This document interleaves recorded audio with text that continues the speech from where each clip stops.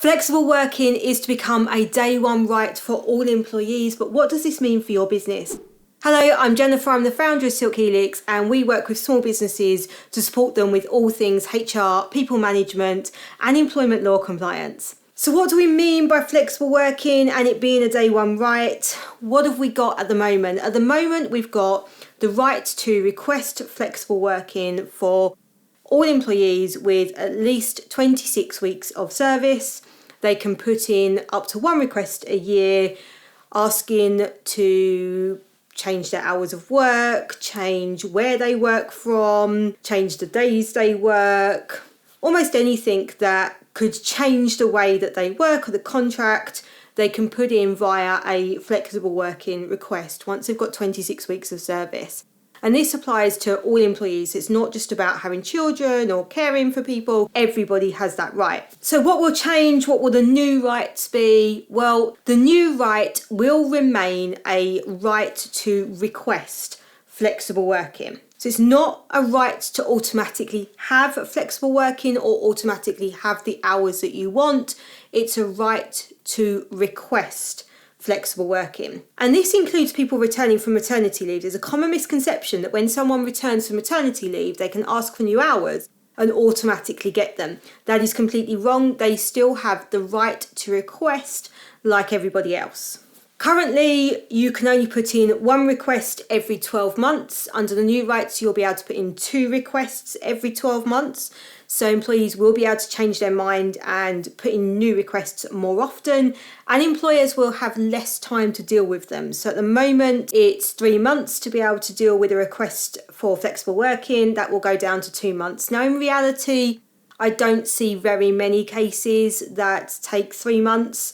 Most of them, the employers are able to resolve fairly quickly within a matter of weeks. So I don't think the 2 months thing is going to be a huge issue. And not very many people are putting requests in every 12 months either. So I don't think the increase to 2 a year is going to have a huge impact either.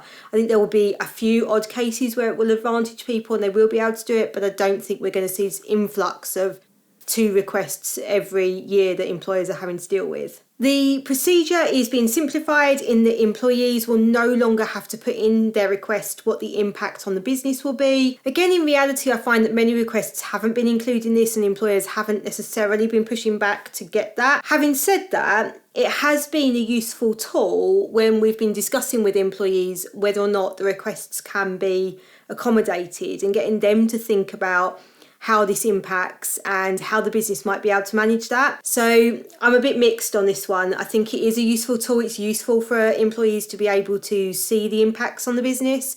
So taking that out of there means that it's no longer forcing them to do that. But as an employer, you will still be looking at the impacts on the business and whether or not the business can accommodate it. There is also the requirement going forward for employers to discuss alternatives. So this I think is great because the old legislation didn't mention alternatives at all. It was, this is the request, we decide whether we accept or decline. And so many times employers will be saying to me, look, this is what they've requested. I can't quite accommodate that, but I could accommodate this. Or if they were able to put in a request along this line, we could do that. And we worked it in, we made it work because often it worked for both parties. But the legislation didn't cover that and didn't really give a good kind of way of being able to feed that in. So I'm really pleased to see this is in there. It puts a requirement on employers to consider alternatives and discuss those. But actually, that's really beneficial as well for the future relationship with your employee because it shows that you're trying to do something to work towards meeting their needs. Ultimately, if they're in a job that let's say is 9 till 5 and they could only work 9 till 3 because of childcare and you can't accept that request, they're going to go and look for a job elsewhere where they can work 9 till 3 because that's what they need to be able to live their life. Now, it may be that in that particular situation, you coming in with an alternative like, well, we can't do 9 to 3, but we could do 9 to 4, doesn't help them very much and still doesn't get there. But There'll be other situations where it does achieve what you need, and we've seen it happen many times where employer and employee have been able to come to an agreement that matches the needs of both sides and then keeps the employee as well, because once they've got a job that matches their needs to live their life, they're far more likely to stay and be loyal to you as well. So I think this is a really good improvement to the legislation. There is no change to the 8 reasons that employers can use to turn down requests. We thought this might happen, but that hasn't changed. They are on screen now, so you can see what the 8 reasons are. And this is, as we said at the start, a right to request. So employers can turn down the flexible working request and any alternatives if it doesn't meet the needs of the business. And within one of these 8 reasons, the employer can say, this is something that we cannot accommodate. As an employer, your hands are not tied. You can turn down requests. You can